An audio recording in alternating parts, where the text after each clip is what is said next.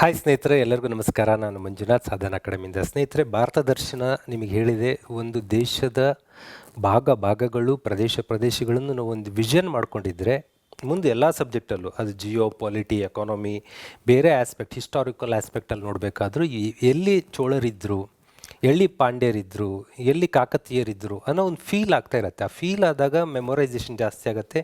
ಆ ಸರಣಿ ಆರಂಭ ಮಾಡಿದ್ವಿ, ಒಂದು ಮಲ್ಟಿ ಡಿಸಿಪ್ಲಿನರಿ ಕವರೇಜಲ್ಲಿ ಹೋಗ್ತಾ ಇದ್ದೀನಿ. ಅದರ 2ನೇ ಸೆಷನಲ್ಲಿ ನಾವಿದ್ದೀವಿ. ಇವತ್ತು ರೀಕ್ಯಾಪ್ ಮಾಡ್ತಾ ಬರ್ತೀನಿ. ಅಂದರೆ ಫಸ್ಟ್ ಸೆಷನ್ ನಾನು ಯೂನಿಯನ್ ಟೆರಿಟರೀಸ್ 8 ಯೂನಿಯನ್ ಟೆರಿಟರೀಸ್ಗಳನ್ನ ಹೈಲೈಟ್ ಮಾಡಿದ್ದೆ. ಎಷ್ಟು ನೆನಪುಳಿದಿದೆ ಅಂತ ಒಂದು ರೀಕ್ಯಾಪನ್ನು ಮಾಡ್ಕೊಂಡು ಒಂದು 10 ಮಿನಿಟ್ಸಲ್ಲಿ ಮುಂದೋಗ್ತೀನಿ. ಒಂದು ಅಂಡಮಾನ್ ನಿಕೋಬಾರ್. ಮೊದಲನೇದಾಗಿ ನಾನು ಮಾತಾಡಿದ್ದು ಅಂಡಮಾನ್ ನಿಕೋಬಾರ್ ಈ ಭಾಗದಲ್ಲಿ ಬರುತ್ತೆ, ಭಾರತದಿಂದ ಸುಮಾರು ದೂರದಲ್ಲಿದೆ. ಇದ್ರ ಬಗ್ಗೆ ಏನು ಹೇಳಿದ್ದೆ ಅಂದರೆ, ಕನ್ಯಾಕುಮಾರಿಗಿಂತಲೂ ಕೆಳಭಾಗದವರೆಗೂ ಇಲ್ಲಿ ನಮ್ಮ ಕೇಪ್ ಕ್ಯಾಮೋರಿನ್ ಅಥವಾ ಇಂದಿರಾ ಪಾಯಿಂಟ್ ಇದೆ ಅಂತ ನಿಮಗೆ ಮಾರ್ಕ್ ಮಾಡಿ ತೋರಿಸಿದ್ವಿ. ಅಂದರೆ ಕನ್ಯಾಕುಮಾರಿಗಿಂತ ಕೆಳಗೂ ಭಾರತ ಇದೆ. ಇಂದಿರಾ ಪಾಯಿಂಟ್ ಎಲ್ಲಿದೆ ಅಂತಂದರೆ ನಮ್ಮದು ನಿಕೋಬಾರ್ ದ್ವೀಪದ ಕೆಳಭಾಗದಲ್ಲಿದೆ ಅನ್ನೋದು ನಮಗೆ ಗೊತ್ತಿರಬೇಕು. ಇಂದಿರಾ ಪಾಯಿಂಟ್ನ ಪೊಸಿಷನ್ ಗೊತ್ತಾಯಿತು. ಆ್ಯಂಡ್ ಅಂಡಮಾನ್ ನಿಕೋಬಾರ್ ಅತಿ ದೊಡ್ಡ ದ್ವೀಪ ಸಮೂಹ ಮಾತಾಡಿದ್ವಿ. ಅಲ್ಲಿ as per government data 572 islands ಇದೆ ಅಂತ, ಚಿಕ್ಕದಾಗಿ. ಬಟ್ ನಮ್ಮ ಟೆಕ್ಸ್ಟ್ ಬುಕ್ಕು 10th ಟೆಕ್ಸ್ಟ್ ಬುಕ್ಕಲ್ಲಿ ಏನು ಹೇಳುತ್ತೆ ಅಂದರೆ, ಟೋಟಲ್ ಇರೋ ದ್ವೀಪಗಳೇ 247 ಅಂತ ಹೇಳುತ್ತದೆ. 247 ಈ ಭಾಗದಲ್ಲಿ, ಅಂದರೆ ಏನು ಬಂಗಾಳ ಕೊಲ್ಲಿ ಭಾಗದಲ್ಲಿ 204 204 ಈ ಕಡೆ ಇದೆ. ಈ ಏನು ನಮ್ಮ ಬಂಗಾಳ ಕೊಲ್ಲಿ ಭಾಗ ಇದೆ ಇಲ್ಲಿ. ಇನ್ನು ಉಳಿದಂಥ 43 ದ್ವೀಪಗಳು ಈ ಕಡೆ ಅರಬ್ಬಿ ಸಮುದ್ರದಲ್ಲಿದೆ. 43 ಈ ಕಡೆಗೆ, 204 ಈ ಕಡೆಗೆ, ಟೋಟಲ್ 247 ಇದೆ ಅಂತ ಡಾಟಾ ಹೇಳೋದು. ಬಟ್ ಚಿಕ್ಕ ದ್ವೀಪಗಳನ್ನು ಆಯಾ ಪ್ರದೇಶದ ಝೂಮ್ ಮಾಡಿದಾಗ ಕನ್ಸಿಡರ್ ಮಾಡ್ತಾರೆ. ಹಾಗೆ ಮಾಡಿದ ಪ್ರಕಾರ ಒಂದು 500 + 572 ಐಲ್ಯಾಂಡ್ಗಳು ನಮ್ಮ ಅಂಡಮಾನ್ ನಿಕೋಬಾರ್ದಲ್ಲಿ ಕಂಡು ಬರ್ತೀವಿ ಅಂತ ಹೇಳಿದ್ವಿ. ಪೋರ್ಟ್ ಬ್ಲೇರ್ ಅಂತ ಮಾತಾಡಿದ್ವಿ. ಪೋರ್ಟ್ ಬ್ಲೇರ್ಗೆ 2022ನಲ್ಲಿ ರೀನೇಮ್ ಮಾಡ್ತಾರೆ, ಶ್ರೀ ವಿಜಯಪುರಂ ಅಂತ. ಶ್ರೀ ವಿಜಯಪುರಂ ಈಗ ಪೋರ್ಟ್ ಬ್ಲೇರ್ನ ಹೊಸ ಹೆಸರು. ಈಗ ಅಂಡಮಾನ್ ನಿಕೋಬಾರ್ ರಾಜಧಾನಿ ಯಾವುದು, ಶ್ರೀ ವಿಜಯಪುರಂ ಇತ್ತು ಅಂದರೆ ಇದೆಲ್ಲಿಂದ ಬಂತು ಅಂದ್ಕೊಳ್ಳೋಂಗಿಲ್ಲ. ಪೋರ್ಟ್ ಬ್ಲೇರ್ಗೆ ರೀನೇಮ್ ಮಾಡಲಾಗಿದೆ, ಹೊಸ ಹೆಸರು. ಬಿಕಾಸ್ ಭಾರತದ ಮೊದಲ ಸ್ವತಂತ್ರದ ಫ್ಲ್ಯಾಗ್ ಏನು ನಮ್ಮದು ಇಂಡಿಯನ್ ನ್ಯಾಷನಲ್ ಆರ್ಮಿ ಇದೆಯಲ್ಲ, ಸುಭಾಷ್ ಚಂದ್ರ ಬೋಸ್ ಸರ್ದು, ಇಲ್ಲಿಗೆ ಬಂದು ಇದು ಸ್ವಾತಂತ್ರ್ಯವನ್ನು ಘೋಷಣೆ ಮಾಡಿಕೊಂಡಿತ್ತು. ಹಾಗಾಗಿ ಇದನ್ನ ಶ್ರೀ ವಿಜಯಪುರಂ ಅಂತೇಳಿ ಆ ಭಾಗವನ್ನು, ಅಂಡಮಾನ್ ನಿಕೋಬಾರ್ ಭಾಗವನ್ನು ಡಿಕ್ಲೇರ್ ಮಾಡಿದ್ವಿ, ರಾಜಧಾನಿಯನ್ನು. ಓಕೆ, ಇಲ್ಲಿ ಮತ್ತೆ ಇನ್ನು ಒಂದು ಪ್ರಶ್ನೆ ಇಲ್ಲಿ ರೈಸ್ ಆಗೋದು, ಆ್ಯಕ್ಚುಲಿ ಭಾರತಕ್ಕೆ ಸುಮಾರು 700 ಕಿಲೋಮೀಟ್ರ್ಗಿಂತ ಹೆಚ್ಚು ದೂರದಲ್ಲಿದೆ ಅಂಡಮಾನ್ ನಿಕೋಬಾರ್ ದ್ವೀಪ ಸಮೂಹ.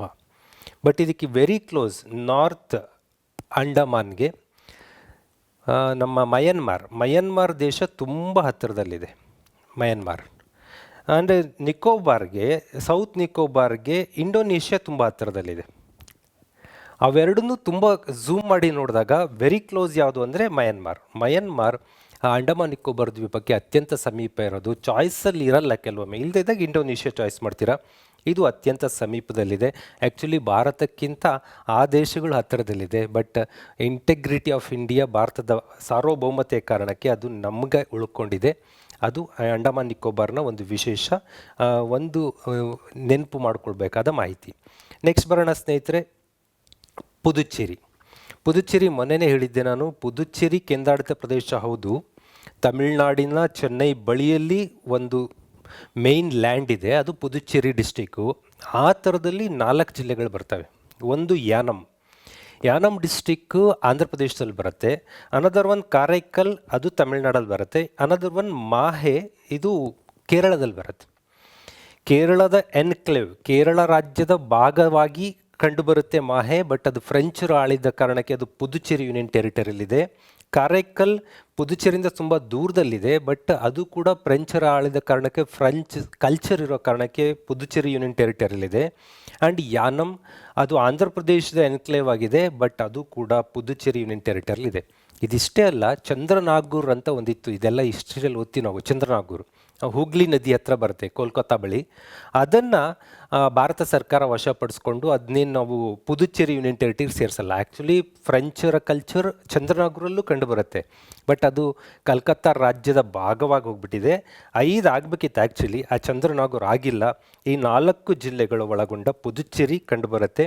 ಇದ್ರ ಬಗ್ಗೆ ನಿಮಗೆ ಅಂದರೆ ಒಂದು ಯೂನಿಯನ್ ಟೆರಿಟರಿ ಎಷ್ಟು ವಿಘಟಿತವಾಗಿರುತ್ತೆ ಅದು ಒಂದು ಯೂನಿಯನ್ ಆಗಿ ಕನ್ಸಿಡರ್ ಮಾಡ್ತೀವಿ ಅನ್ನೋದಕ್ಕೆ ಎಕ್ಸಾಂಪಲ್, ಯಾವುದೋ ಕೇರಳದ ಮೂಲೆ ಅಲ್ಲಿ ಎಲೆಕ್ಷನ್ ನಡೆದು ಅಲ್ಲಿ ಗೆದ್ದು ಬಂದಂಥ ಕ್ಯಾಂಡಿಡೇಟು ಪುದುಚೇರಿ ಅಸೆಂಬ್ಲಿನಲ್ಲಿ ಬಂದು ಕೂತ್ಕೋತಾರೆ.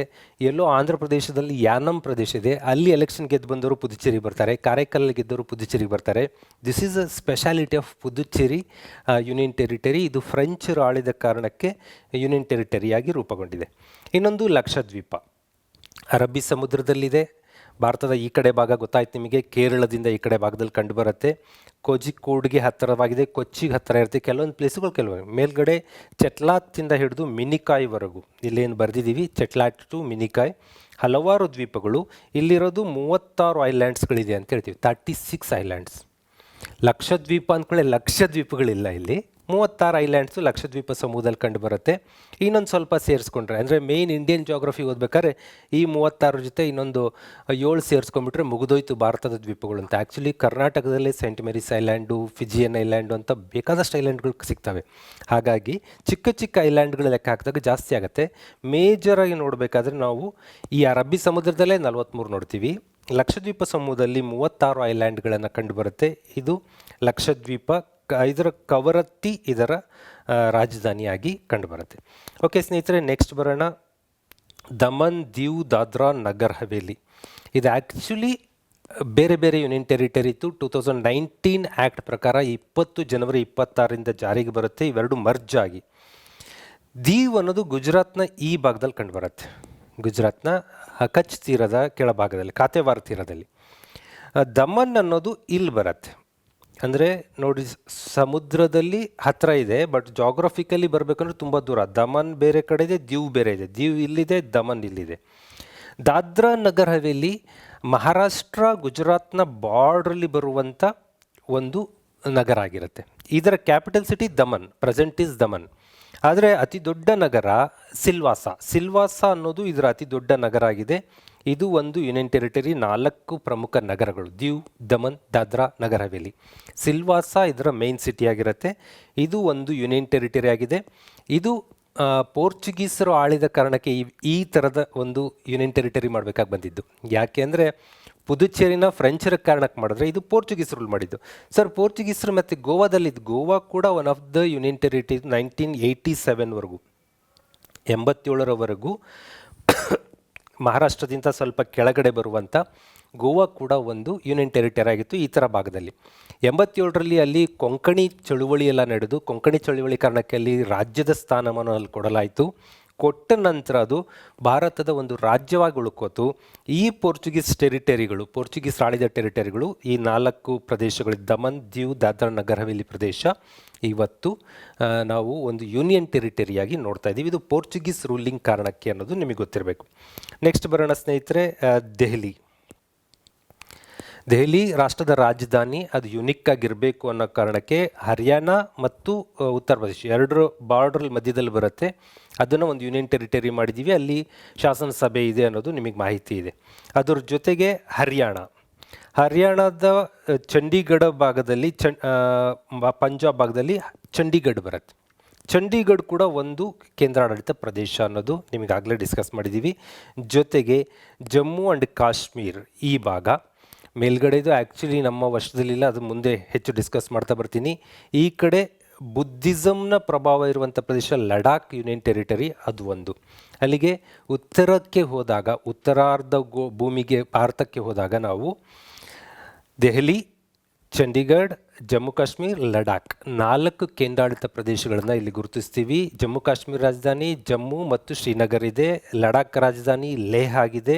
ಚಂಡೀಗಢಕ್ಕೆ ರಾಜಧಾನಿ ಚಂಡೀಗಢ, ದೆಹಲಿಗೆ ರಾಜಧಾನಿ ದೆಹಲಿನೇ ಆಗಿದೆ. ಇದಿಷ್ಟು ಮೇಯ್ನ್ ವಿಚಾರಗಳು. ನೆಕ್ಸ್ಟ್ ಸ್ನೇಹಿತರೆ, ಇಲ್ಲಿ ಇನ್ನೊಮ್ಮೆ ನೋಡೋಣ. ಜಮ್ಮು ಕಾಶ್ಮೀರ್ ಇಷ್ಟು ಭಾಗ ಕವರ್ ಆಗುತ್ತೆ, ಲಡಾಖ್ ಇಷ್ಟು ಕವರ್ ಆಗುತ್ತೆ.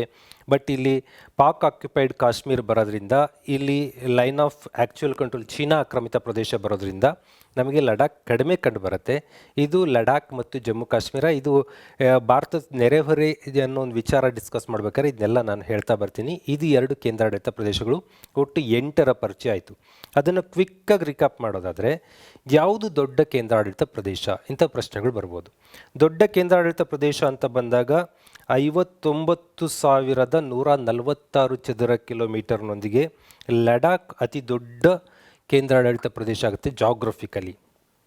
ಅದು ಬಿಟ್ಟರೆ ಸೆಕೆಂಡ್ ಇರೋದು ಜಮ್ಮು ಆ್ಯಂಡ್ ಕಾಶ್ಮೀರ್, 2ನೇ ಅತಿ ದೊಡ್ಡ. ಅದು ಬಿಟ್ಟರೆ 3ನೇದು ಬರೋದು ಅಂಡಮಾನ್ ನಿಕೋಬಾರ್. ಆ್ಯಕ್ಚುಲಿ ಲಡಾಖ್ ಮತ್ತು ಜಮ್ಮು ಕಾಶ್ಮೀರ ಸೃಷ್ಟಿಯಾಗೋಕ್ಕೂ ಮೊದಲು ಅತಿ ದೊಡ್ಡ ಕೇಂದ್ರಾಡಳಿತ ಅಂದರೆ ಅಂಡಮಾನ್ ನಿಕೋಬಾರ್ ಹೇಳ್ತಾ ಇದ್ವಿ. ಈಗೇನು 2019ರಿಂದ ಲಡಾಖ್ ಜಮ್ಮು ಕಾಶ್ಮೀರ ಸೃಷ್ಟಿ ಆಯಿತು, ಈಗ ಅತಿ ದೊಡ್ಡದು ಲಡಾಖ್, ನಂಬರ್ 2 ಜಮ್ಮು ಕಾಶ್ಮೀರ್, ನಂಬರ್ 3 ಅಂಡಮಾನ್ ನಿಕೋಬಾರ್. ಅತಿ ಚಿಕ್ಕದು ಅಂದರೆ ಲಕ್ಷದ್ವೀಪ. ಲಕ್ಷದ್ವೀಪ 32 ಸ್ಕ್ವೇರ್ ಕಿಲೋಮೀಟರ್ ಮಾತ್ರ ಇದೆ. ಇದು ಲಕ್ಷದ್ವೀಪ ಅತಿ ಚಿಕ್ಕ ಯೂನಿಯನ್ ಟೆರಿಟರಿ ಆಗಿದೆ. ಜೊತೆಗೆ ನಾವು ಬೇರೆ ವಿಚಾರ ಮಾತಾಡೋದಾದರೆ ಲೋಕಸಭಾ ಸೀಟ್ಗಳು, ಎಲ್ಲದಕ್ಕೂ ಲೋಕಸಭಾ ಸೀಟ್ ಇದೆ. ಅಲ್ಲಿ ಶಾಸನಸಭೆ MLAಗಳು ಇಲ್ಲದೆ ಇರ್ಬೋದು, ಬಟ್ MP ಗಳಿದ್ದಾರೆ. ಅಂಡಮಾನ್ ನಿಕೋಬಾರ್ 1, ಚಂಡೀಗಢಕ್ಕೆ 1, ದಾದ್ರಾ ನಗರ್ ಹವೇಲಿಗೆ 2, ಡೆಲ್ಲಿಗೆ 7, ಆ್ಯಂಡ್ ದೆನ್ ಜಮ್ಮು ಕಾಶ್ಮೀರ 5, ಲಡಾಖ್ 1, ಲಕ್ಷದ್ವೀಪ್ 1, ಪುದುಚೇರಿ 1. ಒಂದೇ ಜಾಸ್ತಿ ಇರೋದು. ನಮಗೆ ಡೆಲ್ಲಿ ಜಮ್ಮು ಕಾಶ್ಮೀರ ನೆನ್ಪಿಟ್ಕೊಂಡ್ರೆ ಸಾಕು. ಡೆಲ್ಲಿಗೆ 5, ಡೆಲ್ಲಿಗೆ 7, ಜಮ್ಮು ಕಾಶ್ಮೀರಿಗೆ 5, ಆ್ಯಂಡ್ ದೆನ್ ದಾದ್ರಾ ನಗರ್ ಹವೇಲಿಗೆ 2 MP ಸೀಟ್ಗಳಿದ್ದಾವೆ. ಆ್ಯಂಡ್ ಶಾಸನ ಸಭೆಗಳಿಗೆ ಬಂದಾಗ ಅಂದರೆ ಅಲ್ಲಿ ಲೋಕಲ್ ಲೆಜಿಸ್ಲೇಟಿವ್ ಅಸೆಂಬ್ಲಿ MLAಗಳಿರುವಂಥ, ಅಲ್ಲಿ ಮುಖ್ಯಮಂತ್ರಿ ಇರುವಂಥ ಪ್ಲೇಸ್ಗಳು ಅಂತ ಅಂದರೆ ಮೊನ್ನೆ ಕ್ಲಾಸಲ್ಲಿ ಡಿಸ್ಕಸ್ ಮಾಡಿದ್ದೀವಿ. ಜಮ್ಮು ಕಾಶ್ಮೀರಲ್ಲಿ ಒಮರ್ ಅಬ್ದುಲ್ಲಾ ಅವರಿದ್ದಾರೆ, ದೆಹಲಿನಲ್ಲಿ CM ಇದ್ದಾರೆ, ಆ್ಯಂಡ್ ದೆನ್ ಪುದುಚೇರಿನಲ್ಲಿ CM ಇದ್ದಾರೆ. ಈ 3 ಕಡೆಗಳಲ್ಲಿ ಶಾಸನ ಸಭೆ ಇದೆ, ಅಲ್ಲಿ MLAಗಳು ಆಯ್ಕೆಯಾಗಿ ಬರ್ತಾರೆ. ಬೇರೆ ಕಡೆಗಳಲ್ಲಿ MLAಗಳಿಲ್ಲ. ಇದು ಲೆಫ್ಟಿನೆಂಟು, ಗವರ್ನರ್ ಆ್ಯಂಡ್ ದೆನ್ ಅಡ್ಮಿನಿಸ್ಟ್ರೇಟರ್ ಇಂಥ ವಿಚಾರ ಎಲ್ಲ ಹಿಂದೆ ಡಿಸ್ಕಸ್ ಮಾಡಿದ್ದೀನಿ. ಡಿಸ್ಟಿಕ್ ವಿಚಾರಕ್ಕೆ ಬಂದಾಗ ಜಮ್ಮು ಕಾಶ್ಮೀರಿಗೆ 20 ಜಿಲ್ಲೆಗಳಿದೆ, ದೆಹಲಿ 11 ಜಿಲ್ಲೆಗಳಿದ್ದಾವೆ, ಮತ್ತೆಲ್ಲ ಸಿಂಗಲ್ ಡಿಜಿಟಲ್ಲಿದೆ. ಇಷ್ಟು ವಿಚಾರ ನಿಮ್ಮ ತಲೆಯಲ್ಲಿ ಇರಲಿ ಅಂತ ರೀಕ್ಯಾಪ್ ಮಾಡ್ತಾ, today's discussion is going through south India, ದಕ್ಷಿಣ ಭಾರತ, ಅಥವಾ ಇವನ್ನ ದ್ರಾವಿಡ ರಾಜ್ಯಗಳು ಅಂತ ಕರಿತೀವಿ. ನಾವು ಭಾರತ ಮ್ಯಾಪ್ ಬಿಡಿಸ್ಬೇಕಾದ್ರೆ ಇದಿಷ್ಟು ಸೌತ್ ಅಂತ ಜಾಗ್ರಫಿಕಲ್ಲಿ ಕರಿತೀವಿ. ಆದರೆ ಪೊಲಿಟಿಕಲ್ ಯುನೈಟಿ ಬಂದಾಗ, ರಾಜಕೀಯ ವಿಚಾರಕ್ಕೆ ಬಂದಾಗ ಸೌತ್ ಇಂಡಿಯಾ ಅಂದರೆ ದ್ರಾವಿಡನ್ ಸ್ಟೇಟ್ಸ್ ಅಂತ ಕರಿತೀವಿ ನಾವು. ದ್ರಾವಿಡ ರಾಜ್ಯಗಳು ಅಂದರೆ ಇವು ಯುನಿಕ್, ಇವು ದೇವನಾಗರಿ ಲಿಪಿ ಏನು ಈ ಹಿಂಗೆ ಬರಿತೀವಲ್ಲ, ಇದಕ್ಕಿಂತ ವಿಭಿನ್ನವಾದಂಥ ರಾಜ್ಯಗಳಾಗಿದ್ದಾವೆ. ವಿಭಿನ್ನ ಭಾಷಾ ಸಂಸ್ಕೃತಿ ಹೊಂದಿರೋಂಥ ಕಲ್ಚರ್ಗಳು, ಮೂಲವಾಗಿ ಆರ್ಯರಿಗಿಂತ ಭಿನ್ನವಾದ ಸಂಸ್ಕೃತಿ ಹೊಂದಿರೋ ರಾಜ್ಯಗಳು ಅಂತ ಕರಿತೀವಿ. ಇವನ್ನ ದ್ರಾವಿಡ ರಾಜ್ಯಗಳು. ದ್ರಾವಿಡನ್ ಸ್ಟೇಟ್ಸ್ ಅಂತ ಅಂದರೆ ದ್ರಾವಿಡ ಭಾಷೆ ಮಾತಾಡೋಂಥದ್ದು.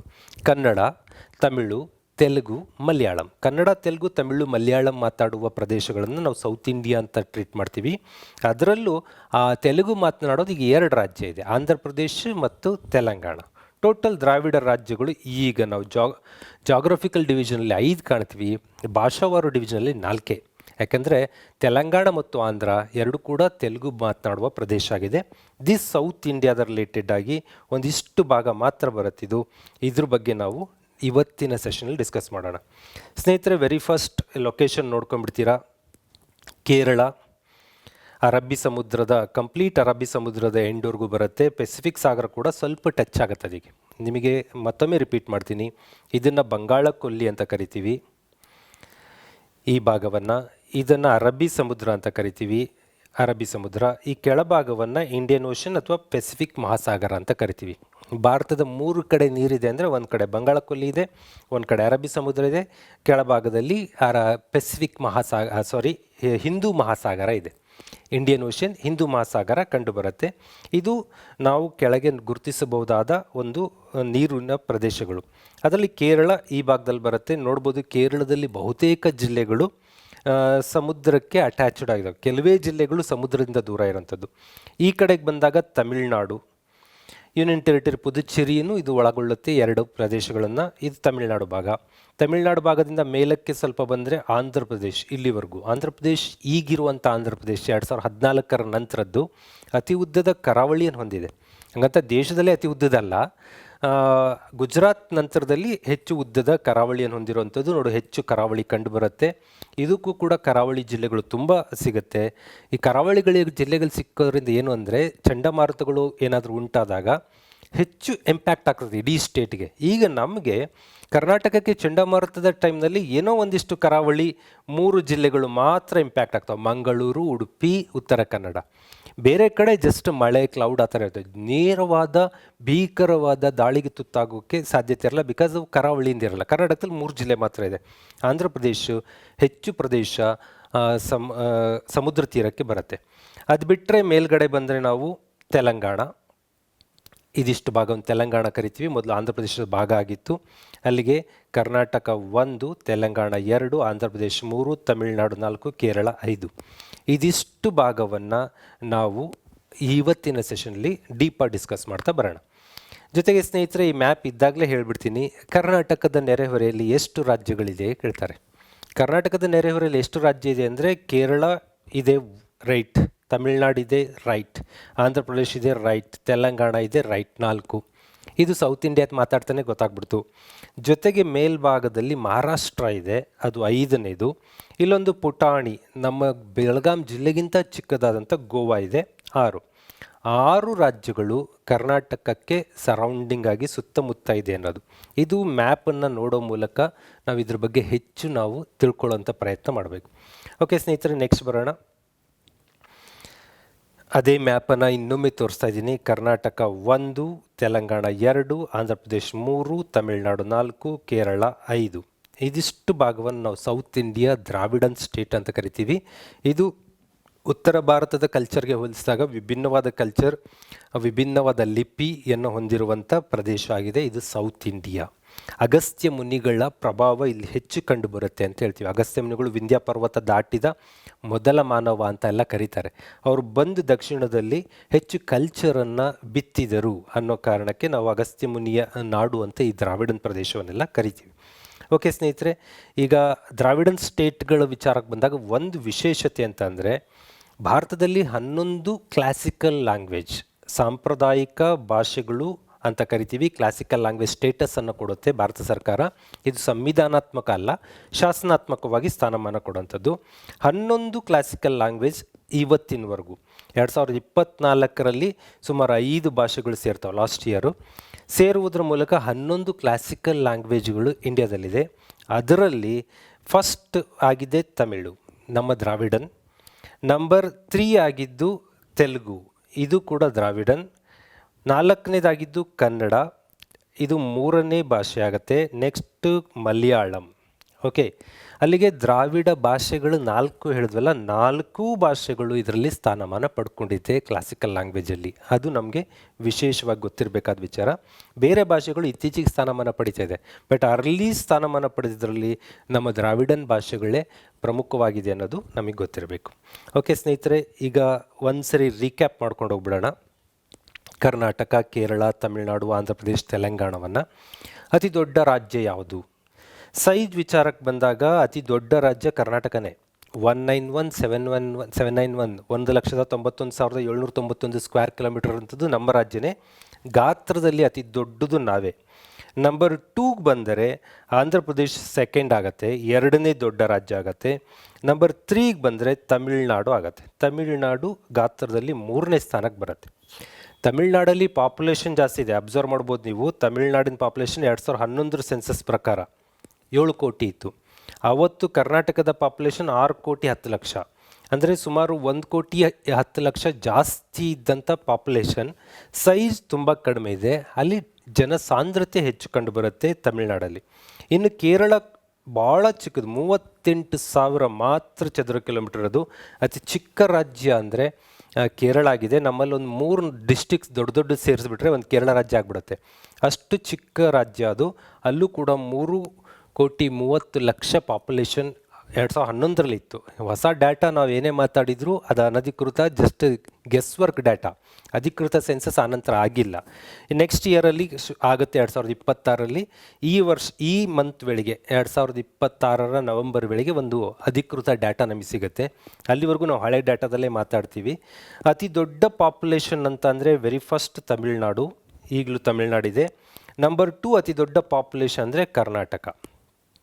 ಆಂಧ್ರ ತೆಲಂಗಾಣ ಡಿವೈಡ್ ಆದಮೇಲೆ ಆ ನಂತರ ಆಂಧ್ರ ಪ್ರದೇಶ ಬರುತ್ತೆ, 3ನೇ ಸ್ಥಾನದಲ್ಲಿ ಬರುತ್ತೆ, ಅದು 3rd ಪ್ಲೇಸ್. ಹೀಗೆ ಪಾಪ್ಯುಲೇಷನ್ ಇರುತ್ತೆ. ಇನ್ನು MLA ಸೀಟ್ಗಳಿಗೆ ಬಂದಾಗ, ರಾಜಕೀಯ ಅನಾಲಿಸಿಸ್ಗೆ ಬಂದಾಗ 234 ಸ್ಥಾನದೊಂದಿಗೆ ಫಸ್ಟ್ ಪ್ಲೇಸಲ್ಲಿದೆ. ಹೈಯೆಸ್ಟ್ MLAಗಳಿರುವಂಥದ್ದು ತಮಿಳುನಾಡಲ್ಲಿ. ಬಿಟ್ಟರೆ ಸೆಕೆಂಡ್ ಹೈಯೆಸ್ಟ್ ಇರೋಂಥದ್ದು ಕರ್ನಾಟಕದಲ್ಲಿ. ಆನಂತರ ಆಂಧ್ರ ಪ್ರದೇಶ, ತೆಲಂಗಾಣ, ಕೇರಳ ಇವೆಲ್ಲ ಬರ್ತಾ ಹೋಗ್ತವೆ. ಆ್ಯಂಡ್ ದೆನ್ ಲೋಕಸಭೆ ಸೀಟಿಗೆ ಬಂದರೆ ಹೈಯೆಸ್ಟ್ ಇರೋದು ತಮಿಳುನಾಡು ಫಸ್ಟ್ ಇದೆ. ಪಾಪ್ಯುಲೇಷನ್ ಜಾಸ್ತಿ ಇದ್ದಾಗ MLAಗಳು ಜಾಸ್ತಿ ಇರ್ತಾರೆ, MP ಗಳು ಜಾಸ್ತಿ ಇರ್ತಾರೆ, ಅಲ್ಲೇನು ಸಮಸ್ಯೆ ಇಲ್ಲ. 28 ಸ್ಥಾನದೊಂದಿಗೆ ಕರ್ನಾಟಕ ಸೆಕೆಂಡ್ ಪ್ಲೇಸಲ್ಲಿದೆ. ಹೀಗೆ ರಾಜಕೀಯವಾಗಿ ಹೇಗೆ ಹಂಚಿಕೆ ಆಗಿದೆ, ಜಾಗ್ರಫಿಕಲಿ ಹೇಗೆ ಹಂಚಿಕೆ ಆಗಿದೆ, ಇದರಿಂದ ನಾವು ಡೆನ್ಸಿಟಿನ ಗೆಸ್ ಮಾಡ್ಬೋದು, ಇನ್ನೊಂದು ಗೆಸ್ ಮಾಡ್ಬೋದು. ಇದು ನಮಗೆ ಪ್ರಮುಖವಾದ ಮಾನದಂಡ ಆಗುತ್ತೆ. ಓಕೆ ಸ್ನೇಹಿತರೆ, ಮುಂದುವರೆದು ಹೋಗೋಣ. ಕರ್ನಾಟಕದ ಬಗ್ಗೆ ಡೀಟೇಲಾಗಿ ಕರ್ನಾಟಕ ಜಾಗ್ರಫಿನ ಸತೀಶ್ ಸರ್ ಅವ್ರು ಮಾಡಿದ್ದಾರೆ, ಎಲ್ಲ ಕೋರ್ಸಲ್ಲೂ ಅವೈಲಬಲ್ ಇದೆ. ನಾನು ನಿಮಗೆ ಸ್ವಲ್ಪ ಹೈಲೈಟ್ ಮಾಡೋದಾದರೆ, ದಕ್ಷಿಣ ಕನ್ನಡ ನೋಡಿರಿ ಇಷ್ಟು ಕರಾವಳಿ ಇದೆ, ಉಡುಪಿ, ಉತ್ತರ ಕನ್ನಡ ಇದಿಷ್ಟು ಭಾಗ ಮಾತ್ರ ನಮಗೆ ಕರಾವಳಿ ಜಿಲ್ಲೆಗಳು ಅಂತ ಕರಿತೀವಿ, ಕೋಸ್ಟಲ್ ಡಿಸ್ಟಿಕ್. ಇದು ಬಿಟ್ಟು ಇನ್ನೆಲ್ಲವೂ ಕೂಡ ಕರಾವಳಿ ಲಭ್ಯ ಇಲ್ಲದ ಲ್ಯಾಂಡ್ ಲಾಕ್ಡ್ ಜಿಲ್ಲೆಗಳಾಗಿರ್ತವೆ, ಅಂದರೆ ಭೂ ಆವೃತ, ಅವಕ್ಕೆ ಎಲ್ಲೂ ಸಮುದ್ರ ಸಿಗಲ್ಲ. ಈ 3 ಜಿಲ್ಲೆಗಳಿಗೆ ಸಮುದ್ರ ಸಿಗುತ್ತೆ ಅನ್ನುವ ಮಾಹಿತಿ ಇಷ್ಟು ಮಾತ್ರ ಕೊಟ್ಕೋತೀನಿ. ನೆಕ್ಸ್ಟ್ ಒಂದು ಸಿಂಪಲ್ ವಿಚಾರ ಇಲ್ಲಿ ಹೇಳ್ತೀನಿ. ಬೆಂಗಳೂರು ಇಲ್ಲಿ ಬರುತ್ತೆ. ಅಂದರೆ ಬೀದರ್ನ ಒಬ್ಬ ವ್ಯಕ್ತಿ ಬೆಂಗಳೂರಿಗೆ ಬರ್ಬೇಕಂದ್ರೆ ಇಷ್ಟು ದೂರ ಬರಬೇಕು. ಇದು ಕರ್ನಾಟಕದಲ್ಲ ಅಷ್ಟೇ ಪ್ರಾಬ್ಲಮ್ ಅಲ್ಲ, ನಮ್ಮ ಸುತ್ತಮುತ್ತ ಇರೋ ಎಲ್ಲ ರಾಜ್ಯದಲ್ಲೂ ಹೀಗೆ ಇದೆ. ಸೆಂಟರಲ್ಲಿ ಏನು ನಮ್ಮದು ಮೊಹಮ್ಮದ್ ಬಿನ್ ತೊಗಲಕ್ ಅವರ ಪ್ರಕಾರ ಮಧ್ಯದಲ್ಲಿ ಇರಬೇಕು, ಎಲ್ಲರಿಗೂ ನಿಯರ್ ಆಗಬೇಕು, ದೇವಗಿರಿಗೆ ಶಿಫ್ಟ್ ಮಾಡೋಣ, ಆ ಥರ ಮಾಡೋಕ್ಕಾಗಲ್ಲ. ಎಲ್ಲಿ ಅಭಿವೃದ್ಧಿ ಹೊಂದಿರುವಂಥ, ಎಲ್ಲಿ ಪ್ರಮುಖವಾದ ನಗರ ಬೆಳವಣಿಗೆ ಆಗಿರುತ್ತೋ ಅಲ್ಲಿ ರಾಜಧಾನಿ ಆಗಿಬಿಡುತ್ತೆ. ಬೆಂಗಳೂರು ಕರ್ನಾಟಕದ ರಾಜಧಾನಿ. ಅದೇ ಥರ ಬೇರೆ ಬೇರೆ ರಾಜ್ಯಗಳದ್ದು ಇವತ್ತು ನೋಡ್ತಾ ಬರೋಣ. Very first we go with Kerala ಮ್ಯಾಪಲ್ಲಿ ನೋಡಿದ್ದೀರಿ ನೀವು, ಕರ್ನಾಟಕದಿಂದ ಕೆಳಗೆ ಬರುತ್ತೆ. ಕರ್ನಾಟಕ ದಕ್ಷಿಣ ಕನ್ನಡದಿಂದ ಕೆಳಗೆ ಇಲ್ಲಿ ನಾವು ಕಾಸರಗೋಡು ಜಿಲ್ಲೆಯನ್ನು ಕಾಣ್ತೀವಿ, ಅಲ್ಲಿಂದನೇ ಸ್ಟಾರ್ಟ್. ಕಾಸರಗೋಡು ಜಿಲ್ಲೆಯಿಂದ ಸ್ಟಾರ್ಟ್ ಆದಂಥ ಕೇರಳ ಕೆಳಗಡೆ ತಿರುವನಂತಪುರಂ ಜಿಲ್ಲೆಯಲ್ಲಿ ಮುಕ್ತಾಯ ಆಗುತ್ತೆ. Thiruvananthapuram district, Kasaragod north most ಆಗತ್ತೆ. ಇಲ್ಲಿ ನೋಡ್ಬೋದು ನೀವು ಕೊಲ್ಲಂ, ಅಲಪುಜ, ಎರ್ನಾಕುಲಂ, ತ್ರಿಶೂರ್, ಮಲ್ಲಪುರಂ, ಕೋಜಿಕೋಡ್, ಕಣ್ಣೂರ್ ಆ್ಯಂಡ್ ಕಾಸರಗೋಡು ಇದಿಷ್ಟು ಕೂಡ ಕರಾವಳಿ ಜಿಲ್ಲೆಗಳು. ಇರೋದೇ 14 ಜಿಲ್ಲೆಯಲ್ಲಿ. 14ರಲ್ಲಿ 1 2 3 4 5 6 7 8 9 9 ಜಿಲ್ಲೆಗಳು ಕರಾವಳಿ ಇದೆ. ಯಾಕೆ ಕೇರಳ ಅಷ್ಟು ಚಿಕ್ಕ ರಾಜ್ಯ, ಕರ್ನಾಟಕದ ಅರ್ಧ ಪಾಪ್ಯುಲೇಷನ್ ಇದ್ದರೂ ಮೋಸ್ಟ್ ಪಾಪ್ಯುಲಸ್ ರಿಚೆಸ್ಟ್ ಆಗ್ತಾ ಇದೆ ಅಂದರೆ ಅಲ್ಲಿ ಕರಾವಳಿ ಇದೆ. ಕರಾವಳಿ ಇದ್ದಾಗ ಬಿಸ್ನೆಸ್ ಇಂಪ್ರೂವ್ಮೆಂಟ್ ಇರುತ್ತೆ. ಬಿಸ್ನೆಸ್ ಇಂಪ್ರೂವ್ಮೆಂಟ್ ಇರೋ ಕಾರಣಕ್ಕೆ ಕೇರಳ ಅಡ್ವಾನ್ಸ್ ಆಗಿದೆ. ಅಲ್ಲಿ ಕೇವಲ 6 ಜಿಲ್ಲೆಗಳಿಗೆ ಕರಾವಳಿ ಇಲ್ಲ, ಮತ್ತು ಭಾಳ ದೂರನೂ ಇಲ್ಲ. 100 ಕಿಲೋಮೀಟರ್ ಜರ್ನಿ ಮಾಡಿದ್ರೆ ಎಲ್ಲ ಜಿಲ್ಲೆಗಳಿಗೂ ಕರಾವಳಿ ಸಿಕ್ಬಿಡುತ್ತೆ. ಅಷ್ಟು ನಿಯರಾಗಿ ಕರಾವಳಿ ಹೊಂದಿರುವುದರಿಂದ ಕೇರಳದ ಒಂದು ಯುನಿಕ್ನೆಸ್ಸು. ವಾಸ್ಕೋಡಿ ಗಾಮ ಅವರು ಮೊಟ್ಟ ಮೊದಲು ಇಲ್ಲಿಗೆ ಬಂದಿದ್ದು. ವಾಸ್ಕೋಡಿ ಗಾಮ ಕೇರಳಕ್ಕೆ ರೀಚ್ ಆದರು ಅಂತ ನಮಗೆ ಗೊತ್ತಿರುತ್ತೆ. ಇಲ್ಲಿಗೆ ರೀಚ್ ಆಗೋ ಮೂಲಕ ಭಾರತದಲ್ಲಿ ಸಮುದ್ರಯಾನದಿಂದ ಬಂದಂಥ ವಿದೇಶಿಯರ ಬೆಳವಣಿಗೆ ಆರಂಭ ಆಯಿತು. ಇದು ನಮಗೆ ಗೊತ್ತಿರುವಂಥ ಮಾಹಿತಿ. ಇದಿಷ್ಟು ಕೇರಳದ ಬಗ್ಗೆ ಮಾಹಿತಿ ಸಾಕು. ಕೇರಳ ಒಂದು ಯುನಿಕ್ ಸ್ಟೇಟು. ಅಲ್ಲಿ LDF ಲೆಫ್ಟ್ ಡೆಮಾಕ್ರೆಟಿಕ್ ಫ್ರಂಟ್ ಅಂತ ಒಂದು ಪಾರ್ಟಿ, ಅಂದರೆ ಲೆಫ್ಟ್ ಮೀನ್ಸ್ ಕಮ್ಯುನಿಸ್ಟರು ಇರುವಂಥ ಆಡಳಿತ, ಬಿಟ್ಟರೆ ಕಾಂಗ್ರೆಸ್, ಇವೆರಡೇ ಪಕ್ಷಗಳು ಇದುವರೆಗೂ ಆಡಳಿತ ಮಾಡ್ಕೊಂಬಂದಿದೆ. ಅಲ್ಲಿ ರೈಟ್ ವಿಂಗ್ನ ಪಾರ್ಟಿಗಳಾದ BJP ಆಗಿರ್ಬೋದು, ಇನ್ನೊಂದಾಗಿರ್ಬೋದು, ಇದುವರೆಗೂ ಎಸ್ಟಾಬ್ಲಿಷ್ ಆಗಿಲ್ಲ. ಬಿಕಾಸ್ ಆಫ್ ಅಲ್ಲಿ ಕ್ರಿಶ್ಚಿಯನ್ ಆ್ಯಂಡ್ ಮುಸ್ಲಿಂ ಮೆಜಾರಿಟಿ ಇದೆ. ಹಾಗಾಗಿ ಅಲ್ಲಿ ಈವನ್ ಖಾತೆ ತೆಗೆಯೋಕ್ಕೂ ಕೂಡ ಕಷ್ಟಪಡ್ತಾ ಇದೆ ಭಾರತೀಯ ಜನತಾ ಪಾರ್ಟಿ. ಬೇರೆ ಪಕ್ಷಗಳಂದರೆ LDF ಲೆಫ್ಟ್ ಇದೆ, ಈಗ ಅಧಿಕಾರದಲ್ಲಿರೋದೇ ಪಿಣರಾಯಿ ವಿಜಯನ್ LDFನವರು. ಇನ್ನು ಕಾಂಗ್ರೆಸ್ ಪಕ್ಷ ಆಲ್ಟರ್ನೇಟಾಗಿ ಅಧಿಕಾರವನ್ನು ಹೊಂದ್ತಾ ಇದೆ ಕೇರಳದಲ್ಲಿ. ಇದು ಕೇರಳದ geography and polity some matter. Thiruvananthapuram ಅದರ ರಾಜಧಾನಿ ನೋಡ್ರಿ, ಕರ್ನಾಟಕಕ್ಕಿಂತ ಅಧ್ವಾನ. ಕರ್ನಾಟಕದಲ್ಲಾದರೂ ಬೆಂಗಳೂರಿಗಿಂತ ಕೆಳಗೆ ಒಂದು 2-3 ಜಿಲ್ಲೆಗಳು ಸಿಗ್ತವೆ, ಇಲ್ಲಿ ಏನೂ ಇಲ್ಲ. ಕಾಸರಗೋಡ್ನವರು ಡೆಡ್ ಎಂಡಿಗೆ ಬರಬೇಕು, ಇಲ್ಲಿಗೆ ರಾಜಧಾನಿಗೆ ಬರಬೇಕು ಅಂದರೆ ತಿರುವನಂತಪುರಂ ಅದರ ರಾಜಧಾನಿಯಾಗಿರುತ್ತೆ. ಇದು ಕೇರಳದ ಒಂದಷ್ಟು ವಿಚಾರ. ಜಸ್ಟ್ 14 ಡಿಸ್ಟಿಕ್ ಇರುವಂಥ ಒಂದು ರಾಜ್ಯ. ನೆಕ್ಸ್ಟ್ ಬರೋಣ ತಮಿಳುನಾಡು. 38 ಡಿಸ್ಟಿಕ್ಗಳಿದ್ದಾವೆ. 38 ಡಿಸ್ಟಿಕ್ಗಳು ತಮಿಳುನಾಡಲ್ಲಿ. ಚೆನ್ನೈ ಇಲ್ಲಿ ಬರುತ್ತೆ, ಮೀನ್ಸ್ ನಾರ್ತ್ ಮೋಸ್ಟಲ್ಲಿ ಬರುತ್ತೆ, ಉತ್ತರದ ತುದಿಯಲ್ಲಿ. ಇಲ್ಲೂ ಕೂಡ ಅಷ್ಟೇ, ಕರ್ನಾಟಕದಲ್ಲಿ ದಕ್ಷಿಣಕ್ಕೆ ಬರಬೇಕಾದ್ರೆ ಉತ್ತರದವರು ಇಲ್ಲಿಲ್ಲ. ಕನ್ಯಾಕುಮಾರಿಯ ಒಬ್ಬ ವ್ಯಕ್ತಿ ತನ್ನ ರಾಜಧಾನಿಗೆ ಬರಬೇಕಂದ್ರೆ ಇಷ್ಟು ದೂರ ಬರಬೇಕು. ನಾರ್ತಲ್ಲಿ ಬರುತ್ತೆ ಚೆನ್ನೈ, ಚೆನ್ನೈ ಕೆಳಗೆ ಪುದುಚೇರಿ ಇಲ್ಲಿ ಬರುತ್ತೆ. ಓಕೆ, ಪುದುಚೇರಿ ಯೂನಿಯನ್ ಟೆರಿಟರಿ ಬಿಡ ಸಂಬಂಧ ಇಲ್ಲ. ಹಲವಾರು ಜಿಲ್ಲೆಗಳು ಕನ್ಯಾಕುಮಾರಿ, ತಿರುನೆಲ್ವೇಲಿ, ತೂತುಕುಡಿ ಇವೆಲ್ಲವೂ ಸುಮಾರು ಜಿಲ್ಲೆಗಳು ಕರಾವಳಿ ಹೊಂದಿದೆ. ಏನು ಬೇ ಆಫ್ ಬೆಂಗಾಳಲ್ಲಿ ಈ ಭಾಗದಲ್ಲಿ ಏನಾದರೂ ಕರಾವಳಿ ಸೈಕ್ಲೋನ್ಗಳು ಸ್ಟಾರ್ಟ್ ಆದರೆ ಮೇಜರ್ ಎಫೆಕ್ಟು ಈ ಭಾಗಗಳಿಗಾಗತ್ತೆ. ಹಾಗಾಗಿ ಕರಾವಳಿನಲ್ಲಿ ಸ್ಪೆಷಲಿ ಬಂಗಾಳ ಕೊಲ್ಲಿನಲ್ಲಿ ಹೆಚ್ಚು ಚಂಡಮಾರುತಗಳು ಕಂಡು ಬರುತ್ತೆ. ತಮಿಳುನಾಡು ಉದ್ದದ ಕರಾವಳಿ ಹೊಂದಿದೆ, ಅದು ಕೂಡ ಅಪಾಯಕಾರಿಯಾದಂಥ ಒಂದು ರಾಜ್ಯ. ಚಂಡಮಾರುತ, ಸುನಾಮಿ ಇಂಥ ವಿಚಾರದಲ್ಲಿ ನಿಮಗೆ ಗೊತ್ತಿರ್ಬೋದು 2005 ಆದಂಥ ಸುನಾಮಿನಲ್ಲಿ 4 ಡಿಸೆಂಬರಲ್ಲಿ ಅತಿ ಹೆಚ್ಚು ಜನ ಸತ್ತಿದ್ದು ತಮಿಳುನಾಡು ಭಾಗದಲ್ಲೇ, ಬಿಕಾಸ್ ಅಲ್ಲಿಗೆ ನೇರವಾಗಿ ನೆರೆಗಳು ಅಪ್ಪಳಿಸಿತ್ತು ಅನ್ನೋದು ನಮಗೆ ಮಾಹಿತಿ ಇರಬೇಕು. 39 ಜಿಲ್ಲೆಗಳು ತಮಿಳುನಾಡಲ್ಲಿ ಒಂದು ಯುನಿಕ್ನೆಸ್ ಅಂತ ಅಂದರೆ ಅವರು ತಮಿಳು ಅಸ್ಮಿತೆ, ತಮಿಳಿನ ಒಂದು ಪ್ರಮುಖವಾಗಿ ಆತ್ಮಗೌರವವಾಗಿ ತಗೋತಾರೆ. ಅಲ್ಲಿ ದ್ರಾವಿಡನ್ ಮೂಮೆಂಟ್ ನಡೀತು. ಹಾಗಾಗಿ ಅಲ್ಲಿ DMK, ದ್ರಾವಿಡ ಮುನ್ನೇತ್ರ ಕಜಗಂ ಅಂತ ಕರಿತೀವಿ, ಅಥವಾ ಕಳಗಂ. ಅಣ್ಣಾ DMK, ಅಣ್ಣಾದೊರೈಯವರು ಲೀಡ್ ಮಾಡಿದಂಥ ಆಲ್ ಇಂಡಿಯಾ ಅಣ್ಣಾ DMK, AIADMK ಪಾರ್ಟಿ, ದ್ರಾವಿಡ ಮುನ್ನೇತ್ರ ಕಳಗಂ, ಈ ಪಕ್ಷಗಳೇ ಆಲ್ಟರ್ನೇಟಿವ್ ಆಗಿ ನಂತರ ಅವರೇ ಆಡಳಿತ ಮಾಡ್ಕೊಂಬರ್ತಾ ಇದ್ದಾರೆ. ಈವನಲ್ಲಿ ಕಾಮರಾಜನವರು CM ಇದ್ದರು. ಆ ನಂತರದಲ್ಲಿ ಕಾಂಗ್ರೆಸ್ ಪಕ್ಷ ಕೂಡ ಅಧಿಕಾರಕ್ಕೆ ಬಂದಿಲ್ಲ. ರೀಜನಲ್ ಪಾರ್ಟಿನೇ ಟಿಲ್ ಟುಡೇ ರೂಲ್ ಮಾಡ್ತಾ ಇದೆ. ಸುಮಾರು 70ರ ದಶಕದಿಂದ 50 ವರ್ಷಗಳ ಕಾಲ ಅಲ್ಲಿ Dravidian parties DMK or AIADMK alternatively rule ಮಾಡ್ತಾರಂಥ ಒಂದು ವಿಶೇಷ ರಾಜ್ಯ ಆಗಿದೆ ತಮಿಳುನಾಡು. ಓಕೆ ಸ್ನೇಹಿತರೆ, ನೆಕ್ಸ್ಟ್ ಬರೋಣ ಆಂಧ್ರ ಪ್ರದೇಶ್. ಇದು 2014ರಲ್ಲಿ ಸೃಷ್ಟಿಯಾದಂಥ ರಾಜ್ಯ, ಮೊದಲಿರಲಿಲ್ಲ. ತೆಲಂಗಾಣವನ್ನು ಸೇರಿಕೊಂಡು ಇತ್ತು ಆಂಧ್ರ ಪ್ರದೇಶ್ ಅಂತ. ಈಗ ಅದು ಡಿವೈಡ್ ಆದ ನಂತರ ಹೊಸ ನೂತನ ಆಂಧ್ರ ಪ್ರದೇಶನ ನಾವು 26 ಜಿಲ್ಲೆಗಳ ಆಂಧ್ರ ಪ್ರದೇಶವನ್ನು ನೋಡ್ತೀವಿ. ಈ ಆಂಧ್ರ ಪ್ರದೇಶ ತಿರುಪತಿ ಜಿಲ್ಲೆಯಿಂದ ಆರಂಭ ಆಗತ್ತೆ. ತಿರುಪತಿ ಜಿಲ್ಲೆ ಏನು ವಿಶೇಷ ಅಂತ ಅಂದರೆ, ಭಾಳ ನಾವು ವಿಜ್ಞಾನಿಗಳಿಗೆ ಕಾಂಪ್ಲಿಮೆಂಟ್ ಮಾಡ್ತಾ ಇರ್ತೀವಿ. Somebody argument, somebody compliment. ಇಸ್ರೋದವರು ರಾಕೆಟ್ ಉಡಾವಣೆ ಮಾಡಬೇಕಾದ್ರೆ ತಿರುಪತಿ ವೆಂಕಟೇಶ್ವರ ಹತ್ರ ಹೋಗ್ತಾರೆ. ಭಾಳ ಜನಕ್ಕೆ ತಿರುಪತಿ ವೆಂಕಟೇಶ್ವರಿಗೆ ಯಾಕೆ ಹೋಗ್ತಾರೆ ಅನಿಸುತ್ತೆ. ಆ್ಯಕ್ಚುಲಿ ಏನು ಶ್ರೀಹರಿಕೋಟ ಇದೆ ಅದು ತಿರುಪತಿ ಡಿಸ್ಟಿಕ್ಕಲ್ಲೇ ಬರೋದು, ಸಮುದ್ರ ತೀರದಲ್ಲಿ ಬರುತ್ತೆ ಶ್ರೀಹರಿಕೋಟ. ಅವರಿಗೆ ಜಿಲ್ಲೆ ಅಂದರೆ ಆ ಜಿಲ್ಲೆಯಲ್ಲಿರೋ ದೇವರು ಯಾವುದು ಅಂದರೆ Tirupati Venkateshwara. That reason they go to Tirupati and pray ಮಾಡ್ಕೊಂಬರ್ತಾರೆ. ಅಂದರೆ ನಂಬಿಕೆ. ಅವರು ಕರ್ನಾಟಕದಲ್ಲೆಲ್ಲ ಉಡಾವಣಾ ಕೇಂದ್ರ ಇದ್ದು, ತಮಿಳ್ನಾಡಲ್ಲೆಲ್ಲ ಉಡಾವಣಾ ಕೇಂದ್ರ ಇದ್ದು ತಿರುಪತಿ ಹೋಗ್ತಿದ್ದು ಅಂತ ನನಗೇನು ಅನಿಸಲ್ಲ. ಅದೇ ಜಿಲ್ಲೆ ತಿರುಪತಿ ಡಿಸ್ಟಿಕ್ನಲ್ಲೇ ಶ್ರೀಹರಿಕೋಟ ಬರುತ್ತೆ. ಶ್ರೀಹರಿಕೋಟ ಇರುವ ಜಿಲ್ಲೆ ಆದ್ದರಿಂದ ತಿರುಪತಿ ವೆಂಕಟೇಶ್ವರ ಹತ್ರ ಹೋಗ್ತಾರೆ. ಚಿತ್ತೂರು ಅನ್ನೋದು ಸೌತ್ ಮೋಸ್ಟ್ ಡಿಸ್ಟಿಕ್, ಅದು ನಮ್ಮ ಕೋಲಾರಕ್ಕೆ ಬಾರ್ಡರ್ ಆಗಿ ಕಂಡು ಬರುತ್ತೆ ಚಿತ್ತೂರು. ನಾರ್ತ್ ಮೋಸ್ಟಲ್ಲಿ ಶ್ರೀಕಾಕುಳಂ ಅಂತ ಬರುತ್ತೆ, ಇದು ಉತ್ತರದ ತುದಿ. ಇನ್ನು ಪಾರ್ವತಿಪುರಂ ಅನ್ನೋದು ಕೂಡ ಮೇಲ್ಭಾಗದಲ್ಲಿ, ಅಂದರೆ ಎರಡು ಈಕ್ವಲ್ ಆಗಿ ನಾರ್ತಲ್ಲಿ ಬರೋಂಥದ್ದು, ಉತ್ತರ ತುದಿಯಲ್ಲಿ ಬರುತ್ತೆ. ಬಟ್ ಹೆಚ್ಚು ಕಡಿಮೆ ಶ್ರೀಕಾಕುಳಂನಿಂದ ಹಿಡಿದು ವಜಿಂಜಮ್ಮು, ವಿಶಾಖಪಟ್ಟಣಮ್ಮು, ಅಂಕೆಪಲ್ಲಿ ಇವೆಲ್ಲ ಸೇರಿಕೊಂಡು ಒಂದು 10-12 ಜಿಲ್ಲೆಗಳು ಸಮುದ್ರ ತೀರಕ್ಕೆ ಬರ್ತಾರೆ. ಇದು ಆಂಧ್ರ ಪ್ರದೇಶದ ಎಕಾನಮಿಗೆ ಪ್ಲಸ್ ಪಾಯಿಂಟ್. ಬಿಕಾಸ್ ವಿಶಾಖಪಟ್ಟಣಂ ಅತ್ಯಂತ ದೊಡ್ಡ ಹಡಗು ಕಟ್ಟೆ ಅಂತ ಮೊದಲಿಂದ ಓದ್ತೀವಿ. ಈಗ ಪ್ರಮುಖ ಬಂದರುವಾಗಿ ಅದನ್ನ ಬೆಳೆಸ್ತಾ ಇದ್ದಾರೆ. ಈಗ ಫೈನಾನ್ಷಿಯಲ್ ಕ್ಯಾಪಿಟಲ್ ಆಗು ನಡೀತಾ ಇದೆ. ನೆಕ್ಸ್ಟ್ ಅಮರಾವತಿ ಇಲ್ಲಿನ ರಾಜಧಾನಿಯಾಗಿ ಬಿಲ್ಡ್ ಮಾಡ್ತಾ ಇದ್ದಾರೆ. ಇದು ಆಂಧ್ರ ಪ್ರದೇಶದ ಒಂದಿಷ್ಟು ವಿಶೇಷ. ಈಗ 10 ವರ್ಷದಲ್ಲಿ ಬಂದಾಗ ಅಲ್ಲಿ ಮೊದಲ ಅವಧಿನಲ್ಲಿ ಕಾಂಗ್ರೆಸ್ ಅಧಿಕಾರದಲ್ಲಿತ್ತು, ಡಿವೈಡ್ ಆದ ತಕ್ಷಣದಲ್ಲಿ. ಆ ನಂತರದಲ್ಲಿ YSRP ಅಂತ ಕರಿತೀವಿ, ಜಗನ್ಮೋಹನ್ ರೆಡ್ಡಿಯವರ YSRP ಪಕ್ಷ ಅಧಿಕಾರದಲ್ಲಿತ್ತು. ಪ್ರೆಸೆಂಟ್ ತೆಲುಗು ದೇಶಂ ಪಾರ್ಟಿ ಮತ್ತು ಪವನ್ ಕಲ್ಯಾಣ್ ಅವರ ಜನಸೇನಾ ಪಾರ್ಟಿ ಸೇರಿಕೊಂಡ ಜಂಟಿ ಪಕ್ಷ, ಸಮ್ಮಿಶ್ರ ಪಕ್ಷ ಅಲ್ಲಿ ಅಧಿಕಾರದಲ್ಲಿದೆ. ಇದು ಆಂಧ್ರ ಪ್ರದೇಶದ ಒಂದಷ್ಟು ವಿಶೇಷ, ನಿಮಗೆ ಗೊತ್ತಿರಲಿ ಎಲ್ಲಿದೆ ಅಂತ. ಇನ್ನು ಹೆಚ್ಚಿನ ಮಾಹಿತಿ ಮತ್ತೆ ಡಿಸ್ಕಸ್ ಮಾಡ್ತಾ ಬರೋಣ. ಜೊತೆಗೆ ತೆಲಂಗಾಣ, ಇದು 2014 ಅತ್ಯಂತ ಸುದೀರ್ಘ ಹೋರಾಟದ ನಂತರ ತೆಲಂಗಾಣ ನಮ್ಮದು ಒಂದು ಅಸ್ಮಿತೆಯ ಭಾಗ ಅನ್ನೋ ಕಾರಣಕ್ಕೆ ಆ ಅಸ್ಮಿತೆಯ ಭಾಗವಾಗಿ ಏನು ಚಂದ್ರಶೇಖರ್ ರಾವ್ ಅಂತ ಕರಿತೀವಿ, ಆ ಚಂದ್ರಶೇಖರ್ ರಾವ್ರವರ ಸುದೀರ್ಘ ಹೋರಾಟದ ಫಲವಾಗಿ ಆ ರಾಜ್ಯ ಸೃಷ್ಟಿಯಾಯಿತು. ಹಾಗಾಗಿ ಅವರಿಗೆ 2 ಟರ್ಮ್ 10 ವರ್ಷಗಳ ಕಾಲ ಅಲ್ಲಿ ಅಧಿಕಾರದಿಂದ ಕಂಟಿನ್ಯೂ ಮಾಡ್ಕೊಂಡು TRS ಅನ್ನೋ ಪಕ್ಷ ಇತ್ತು, ತೆಲುಗು ರಾಷ್ಟ್ರ ಸಮಿತಿ, ತೆಲಂಗಾಣ ರಾಷ್ಟ್ರ ಸಮಿತಿ ಅಂತ. ಅವ್ರಿಗೇನು ಇದು ಬಂತು ಗೊತ್ತಿಲ್ಲ. ಸ್ವಲ್ಪ ದಿನ ಆದ ನಂತರ ತೆಲಂಗಾಣ ರಾಷ್ಟ್ರ ಸಮಿತಿ ಯಾಕೆ, ನಾನು ಭಾರತಕ್ಕೆ ಪಿ ಎಮ್ ಆಗಿಬಿಡ್ಬೋದು ಅಂತ ಭ್ರಮೆ ಬಂತು. 10 ವರ್ಷ ಅಧಿಕಾರದಲ್ಲಿದ್ದಾಗ ಏನೇನೋ ಯೋಚನೆ ಬಿಡ್ತಾವಲ್ಲ. TRS ಅನ್ನು BRS ಅಂತ ಮಾಡಿದ್ರು, ಭಾರತ ರಾಷ್ಟ್ರ ಸಮಿತಿ ಅಂತ. ಭಾರತ ರಾಷ್ಟ್ರ ಸಮಿತಿ ಮಾಡಿ ಪಕ್ಷದ ಹೆಸರು ಚೇಂಜ್ ಮಾಡಿದ್ರು.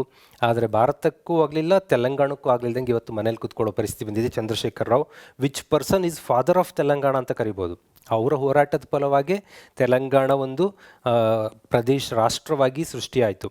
ಈಗ ಸಿಂಪ್ಲಿ ನಮ್ಮ ಕರ್ನಾಟಕದಲ್ಲೂ ಅಷ್ಟೇ, ಹಾವೇರಿಯಿಂದ ಮೇಲೆ ಮಾತನಾಡುವ ಕನ್ನಡನೇ, ಆ ಕನ್ನಡದ ಇದೇ ಬೇರೆ, ಉಚ್ಚಾರ, ಆ ಪದಪ್ರಯೋಗ ಎಲ್ಲ ಚೇಂಜ್ ಇರುತ್ತೆ. ಹಾವೇರಿಯಿಂದ ಕೆಳಭಾಗಕ್ಕೆ ಬಂದಾಗ ದಕ್ಷಿಣ ಕರ್ನಾಟಕದಲ್ಲಿ ಬೇರೆ ಥರ ಇರುತ್ತೆ. ಹಾಗೆ ತೆಲಂಗಾಣ ಒಂಥರ ರಾ ತೆಲುಗು ನಾವು ಅಬ್ಸರ್ವ್ ಮಾಡ್ಬೋದಂಥ ಪ್ರದೇಶ. ಆ ಪ್ರದೇಶದಲ್ಲಿ 33 ಜಿಲ್ಲೆಗಳು ಒಳಗೊಂಡ ರಾಜ್ಯವಾಗಿ ಕಂಡುಬರುತ್ತೆ ತೆಲಂಗಾಣ. ಕರ್ನಾಟಕದಲ್ಲಿ ಬೀದರು, ಗುಲ್ಬರ್ಗ, ಬಳ್ಳಾರಿ ಇದಕ್ಕೆಲ್ಲ ತೆಲಂಗಾಣ ಬಾರ್ಡರ್ ಬರುತ್ತೆ. ಅದಕ್ಕಿಂತ ಕೆಳಗೆ ಬಂದಾಗ, ಬಳ್ಳಾರಿಗಿಂತ ಕೆಳಗೆ ಬರ್ತಾ ಹೋದಾಗ ನಮಗೆ ಆಂಧ್ರ ಪ್ರದೇಶ ಬಾರ್ಡ್ರನ್ನ ನಾವು ನೋಡ್ಬೋದು. ಇದು ತೆಲಂಗಾಣ ನಮ್ಮ ಪಕ್ಕದಲ್ಲಿದೆ, ಹೆಡ್ ಭಾಗದಲ್ಲಿ ಅನ್ನೋದು ನಮಗೆ ಗೊತ್ತಿರಬೇಕು. ಜೊತೆಗೆ ಮತ್ತೊಂದಷ್ಟು ವಿಚಾರ ಆ್ಯಡ್ ಮಾಡೋದಾದರೆ, ಕರಾವಳಿಗಳನ್ನ ನಮಗೆ ಗೊತ್ತಿರುತ್ತೆ. ಕರಾವಳಿ ತೀರಗಳನ್ನು ಡಿಫ್ರೆಂಟ್ ನೇಮಿಂದ ಕರಿತೀವಿ. ಈಗ ರವೀಂದ್ರನಾಥ್ ಠಾಗೂರ್ ಅವ್ರದ್ದು ಪಂಜಾಬ್, ಸಿಂಧ್, ಗುಜರಾತ್, ಮರಾಠ ಹೇಳ್ತಾರಲ್ಲ, ಇಲ್ಲಿ ಮೇಲ್ಗಡೆ ಪಂಜಾಬ್ ಸ್ಟೇಟ್ ಬರುತ್ತೆ, ಸಿಂಧ್ ಭಾಗ ಇಲ್ಲಿ ಬರುತ್ತೆ, ಗುಜರಾತ್ ಇಲ್ಲಿ ಬಂತು, ಮರಾಠ ಇಲ್ಲಿ ಬಂತು, ದ್ರಾವಿಡ ನಮ್ಮ ಸ್ಟೇಟ್ಗಳಿಗೆ ಏನು ಮಾತಾಡಿದೆ ಇವತ್ತು ಇಷ್ಟು. ಉತ್ಕಲ ಎಲ್ಲಿದೆ ಅಂದರೆ ಇಲ್ಲಿದೆಲ್ಲ ಉತ್ಕಲ. ಒರಿಸ್ಸಾದ ಕಡಲ ತೀರವನ್ನು ಉತ್ಕಲ ತೀರ ಅಂತ ಕರಿತೀವಿ. ವಂಗ, ವಾಟ್ ಈಸ್ ವಂಗ? ವೆಸ್ಟ್ ಬೆಂಗಾಲ್ ಭಾಗವನ್ನು ಬಂಗಾಳ ಅಥವಾ ವಂಗಾಳ ಅಂತ ಕರಿತೀವಿ. ವಂಗ ಮೀನ್ಸ್ ಬಂಗಾಳ ಅಂತ. ಅಲ್ಲಿಗೆ ಜಾಗ್ರಫಿನ ಹೀಗೆ ತಂದು ಹೀಗೆ ಹೇಳ್ಬಿಡ್ತಾರೆ. ಪಂಜಾಬ್, ಸಿಂಧ್, ಗುಜರಾತ್, ಮರಾಠ, ದ್ರಾವಿಡ, ಉತ್ಕಲ, ವಂಗ ಅಂದರೆ ಇಡೀ ಭಾರತದ ಒಂದಷ್ಟು ವಿಚಾರವನ್ನು ರವೀಂದ್ರನಾಥ್ ಠಾಗೂರು 2 ಲೈನ್ಸಲ್ಲಿ ಹೇಳಿ ಮುಗಿಸ್ಬಿಡ್ತಾರೆ. ಓಕೆ ಸ್ನೇಹಿತರೆ, ಈಗ ನಾವು ಒಂದೊಂದೇ ಕರಾವಳಿ ತೀರ, ಇದು ಮುಂದೆ ಮತ್ತೊಮ್ಮೆ ಹೇಳ್ತೀನಿ. ಈಗ ಒಂದೊಂದು ಸರಿ ಆವಾಗವಾಗ ನೆನ್ಪು ಮಾಡ್ಕೊಬಿಡೋಣ, ದಕ್ಷಿಣ ಭಾರತ ಪರಿಚಯ ಮಾಡಿಸ್ತಾ ಇರೋದ್ರಿಂದ. ಕೇರಳದ ಕರಾವಳಿ ತೀರಕ್ಕೆ ಮಲಬಾರ್ ತೀರ ಅಂತ ಕರಿತೀವಿ ನಾವು, ಮಲಬಾರ್ ಕೋಸ್ಟ್. ಮಲಬಾರಿಗಳು ಅಂದರೆ ಕೇರಳಿಗರು ಅಂತ ಅರ್ಥ. ಆದರೆ ನೆಕ್ಸ್ಟ್ ಇಲ್ಲಿ ಬರೋದನ್ನು, ಇದಿಷ್ಟು ಕರ್ನಾಟಕದ ಭಾಗದ ಬರುತ್ತಲ್ಲ, ಇದು ಕೆನರಾ ಅಂತ ಕರಿತೀವಿ. ಕೆನರಾ ಇದು ಅಪಭ್ರಂಶ ಆಫ್ ಕನ್ನಡ. ಕನ್ನಡವನ್ನು ಬ್ರಿಟಿಷರು ಉಚ್ಚಾರ ಮಾಡೋಕ್ಕಾಗದೆ ಕನ್ನಡ, ಕನ್ನಡ, ಕನ್ನಡ, ಕೆನರಾ ಆಯಿತು. ಅದನ್ನು ಕೆನರಾ ತೀರ ಅಂತ ಕರಿತೀವಿ. ಕರ್ನಾಟಕದ ಕೋಸ್ಟ್ನ ಕೆನರಾ ಕೋಸ್ಟ್ ಅಂತ. ಕೆನರಾ ಬ್ಯಾಂಕ್ ಯಾಕೆಂದರೆ ಕೆನರಾ ಕೋಸ್ಟಲ್ಲಿದೆ. ಕೆನರಾ ಕೋಸ್ಟ್ ಅಂದರೆ ಕರ್ನಾಟಕ ಕೋಸ್ಟ್ ಅಂತ ಅರ್ಥ. ಆ ನಂತರ ಬರೋಂಥದ್ದು ಗೋವಾದಿಂದ ಹಿಡಿದು ಮಹಾರಾಷ್ಟ್ರದ ಎಂಡ್ವರೆಗೂ ನಾವು ಕೊಂಕಣ ತೀರ ನೋಡ್ತೀವಿ. ಮಲಬಾರ್ ತೀರ, ಕೆನರಾ ತೀರ, ಕೊಂಕಣ ತೀರ. ಕೊಂಕಣ ತೀರದ ನಂತರ ಕಾಥೇವಾಡ್ ತೀರ ಅಂತ. ಗುಜರಾತಲ್ಲಿ 2 ಭಾಗ ಮಾಡ್ತೀವಿ. ಇಲ್ಲಿಂದಿಲ್ಲಿರು ಕಾಥೇವಾರ್ ತೀರ. ಕಾಥೇವಾರ್ ತೀರದ ಮೇಲ್ಗಡೆ ಕಚ್ ತೀರ. ಕಚ್ ಅಂತ ಪ್ರದೇಶ, KUTCH, ಕಚ್ ತೀರ. ಅಲ್ಲಿಗೆ 1, 2, 3, 4, 5 ಕರಾವಳಿ ತೀರಗಳನ್ನು ನಾವು ಈ ಭಾಗದಲ್ಲಿ ಗುರುತಿಸ್ತೀವಿ. ಕರಾವಳಿ 5 ಭಾಗ ಎಲ್ಲಿ? ನಮ್ಮ ಅರಬ್ಬಿ ಸಮುದ್ರದಲ್ಲಿ. ಓಕೆ, ಇಲ್ಲಿ ವಿಶೇಷ ಅಂದರೆ ಇಲ್ಲಿ ಸರ್ ಕ್ರೀಕ್ ಅನ್ನೋ ವಿಚಾರ ಕರೆಂಟ್ ಅಫೇರ್ಸಲ್ಲಿ ಬರುತ್ತೆ. ಈಗ ಸರ್ ಕ್ರೀಕ್ ಕಚ್ ತೀರದಲ್ಲಿದೆ, ಕಚ್ ತೀರಕ್ಕೆ ಸಮೀಪವಿದೆ. ಏನದು ಕಚ್ ತೀರ? ಅವೆಲ್ಲ ಡಿಸ್ಕಸ್ ಮಾಡಬೇಕಾದ್ರೆ ನಾವು ಕಚ್, ಸರ್ ಕ್ರೀಕ್ ಇವೆಲ್ಲ ನಮಗೆ ಗೊತ್ತಿರಬೇಕು. ಇದಿಷ್ಟು ನಮ್ಮ ಅರಬ್ಬಿ ಸಮುದ್ರದಲ್ಲಿ ಕಂಡುಬರುವ ಕರಾವಳಿಗಳು. ನೆಕ್ಸ್ಟ್ ಬಂಗಾಳ ಕೊಲ್ಲಿಗೆ ಬಂದರೆ, ನಾವು ಬಂಗಾಳ ಕೊಲ್ಲಿ ತೀರದಲ್ಲಿ ಕೋರಮಂಡಲ್ ತೀರ ಅಂತ ಕರಿತೀವಿ. ಅದು ತಮಿಳ್ನಾಡಿಂದ ಸ್ಟಾರ್ಟ್ ಆಗಿ ಅರ್ಧಂಬರ್ಧ ಆಂಧ್ರ ಪ್ರದೇಶವರೆಗೂ ಬರುತ್ತೆ. ಇದು ಕೋರಮಂಡಲ್ ಕೋಸ್ಟ್ ಅಂತ ಕರಿತೀವಿ. ಕೋರಮಂಡಲ್ ಸಿಮೆಂಟ್ ಎಲ್ಲ ಕೇಳ್ತಿರಲ್ಲ, ತಮಿಳ್ನಾಡಿನ ಕರಾವಳಿ ಕರೆಯೋದೆ ಕೋರಮಂಡಲ ತೀರ ಅಂತ. ಅರ್ಧ ಆದಮೇಲೆ ನೆಕ್ಸ್ಟು ಮುಂದುವರ್ಕೊಂಡು ಹೋಗುತ್ತಲ್ಲ, ಒರಿಸ್ಸಾದ ಸ್ವಲ್ಪ ಭಾಗದವರೆಗೂ, ಉತ್ತರ Andhra Pradesh and Dakshina ಒರಿಸ್ಸಾದವರೆಗೂ northern ಸರ್ಕಾರ್, ಉತ್ತರ ಸರ್ಕಾರ್ ಕರಾವಳಿ ತೀರ ಅಂತ ಕರಿತೀವಿ, ಉತ್ತರ ಸರ್ಕಾರ್. ನೆಕ್ಸ್ಟ್ ಒರಿಸ್ಸಾದ ಉಳಿದ ಪೂರ್ತಿ ಕರಾವಳಿಗೆ ಉತ್ಕಲ ತೀರ ಅಂತ ಕರಿತೀವಿ, ಉತ್ಕಲ್ ಕೋಸ್ಟ್. ಇನ್ನು ಬಂಗಾಳದ ಕರಾವಳಿಗೆ ಬಂಗಾಲಿ ಕೋಸ್ಟ್ ಅಥವಾ ವಂಗಾಳಿ ಕೋಸ್ಟ್ ಅಂತ ಕರಿತೀವಿ, ಬೆಂಗಾಲ್ ಕೋಸ್ಟ್, ಬಂಗಾಳ ತೀರ. ಅದಕ್ಕೇನು ಭಾಳ ಕನ್ಫ್ಯೂಸ್ ಮಾಡ್ಕೊಳಂಗಿಲ್ಲ. ಇಲ್ಲಿ ನಮಗೆ ಯುನಿಕ್ ನೇಮ್ ಅಂದರೆ ತಮಿಳ್ನಾಡಿನ ಕರಾವಳಿಗೆ ಕೋರಮಂಡಲ್, ಆಂಧ್ರ ಪ್ರದೇಶದ ಕರಾವಳಿಗೆ ನಾರ್ದನ್ ಸರ್ಕಾರ್, ಒರಿಸ್ಸಾದ ಕರಾವಳಿಗೆ ಉತ್ಕಲ ತೀರ ಅಂತ ಕರಿತೀವಿ ಅನ್ನೋದು ನಮಗೆ ಗೊತ್ತಿರಬೇಕು. ಇದು ಮಲಬಾರ್ ತೀರ, ಕೆನರಾ ನಮ್ದು ಈಸಿ ಗೊತ್ತಾಗುತ್ತೆ. ಕೊಂಕಣ್ ತೀರ ಗೋವಾ ಮಹಾರಾಷ್ಟ್ರದಲ್ಲಿ ಬರುತ್ತೆ, ಕೊಂಕಣ್ ರೈಲ್ವೆ ಅಲ್ಲೆಲ್ಲಿ ಹೋಗೋದು. ಆ್ಯಂಡ್ ದೆನ್ ಕಾಥೇವಾಡ ತೀರ, ಕಾಥೇವಾಡ ಜಿಲ್ಲೆಯಲ್ಲಿ ಹುಟ್ಟಿದ್ರು ಗಾಂಧೀಜಿ ಅಂತ ಹೇಳ್ತೀವಿ, ಪೋರಬಂದರ್ ಅವೆಲ್ಲ. ಕಾಥೇವಾಡ ತೀರ, ಕಚ್ ತೀರ, ಇದಿಷ್ಟು ಕರಾವಳಿ ತೀರಗಳು. ಓಕೆ ಸ್ನೇಹಿತರೆ, ಇನ್ನೊಂದು ಸರಿ ನಿಮಗೆ ಇದನ್ನ ಡೀಪಾಗಿ ಹೈಲೈಟ್ ಮಾಡಿದ್ರೆ, ಕಚ್ ತೀರ ಬ್ಲೂ ಕಲರ್, ಕಾಥೇವಾಡ ತೀರ ಇವೆರಡು ಗುಜರಾತಲ್ಲಿ ಬರುತ್ತೆ. ಕೊಂಕಣ ತೀರ ಮಹಾರಾಷ್ಟ್ರ, ಗೋವಾ. ಕನ್ನಡ ಕೋಸ್ಟ್ ಅಥವಾ Canara coast Karnataka, Malabar coast, Coromandel coast Tamil Nadu, ಸ್ವಲ್ಪ ಆಂಧ್ರ ಪ್ರದೇಶ. ನಾರ್ದನ್ ಸರ್ಕಾರ್ ಎಲ್ಲಿ ಬರುತ್ತೆ, ಆಂಧ್ರ ಪ್ರದೇಶದಲ್ಲಿ ಬರುತ್ತೆ. ಆ್ಯಂಡ್ ದೆನ್ ಉತ್ಕಲ ತೀರ ಒರಿಸ್ಸಾದಲ್ಲಿ ಬರುತ್ತೆ. ಬಂಗಾಳದಲ್ಲಿ ನದಿ ಸೇರುತ್ತೆ, ಅಲ್ಲೂ ಸ್ವಲ್ಪ ತೀರ ಕಂಡು ಬರುತ್ತೆ, ಬಂಗಾಳ ತೀರ ಅಂತ ಕರಿತೀವಿ. ಇದಿಷ್ಟು ಪ್ರಮುಖವಾದ ಕಡಲ ತೀರಗಳು. ಹೆಚ್ಚು ಕಡಿಮೆ ನೀವು ಸೌತ್ ಇಂಡಿಯಾದ ಪಕ್ಕದ ಸಮುದ್ರ, ಅಟ್ಲೀಸ್ಟ್ ಬಂಗಾಳ ಕೊಲ್ಲಿ ಎಲ್ಲಿದೆ, ಅರಬ್ಬಿ ಸಮುದ್ರ ಎಲ್ಲಿದೆ, ಯಾಕೆ ಹೆಚ್ಚು ಸೈಕ್ಲೋನ್ಗಳು ಇಲ್ಲೇ ಸೃಷ್ಟಿಯಾಗ್ತವೆ, ಇದನ್ನೆಲ್ಲ ತಿಳ್ಕೊಳ್ಳೋದಕ್ಕೆ ನಿಮಗೆ ಇದೊಂದು ಪಿಕ್ಚರ್ ನಿಮಗೆ ಸಿಕ್ತು, ಒಂದಷ್ಟು ದರ್ಶನ ಆಯಿತು ಅಂತ ನಾನು ಭಾವಿಸ್ತೇನೆ. ಇದು ಭಾರತ ದರ್ಶನ ಚಾಪ್ಟರ್ 2 ಸರಣಿ. ಇನ್ನು ಹೆಚ್ಚಿನ ವಿಚಾರ ಚಾಪ್ಟರ್ 3ನಲ್ಲಿ ಮತ್ತಷ್ಟು ವಿಚಾರಗಳೊಂದಿಗೆ ಬರ್ತೀನಿ, ಮತ್ತಷ್ಟು ರಾಜ್ಯಗಳು ಪರಿಚಯ ಮಾಡ್ಕೊಂಡು ಹೋಗೋಣ. ಇವತ್ತಿನ ಸೆಷನನ್ನು ಮುಗಿಸ್ತಿದ್ದೀನಿ. ನಮಸ್ಕಾರ.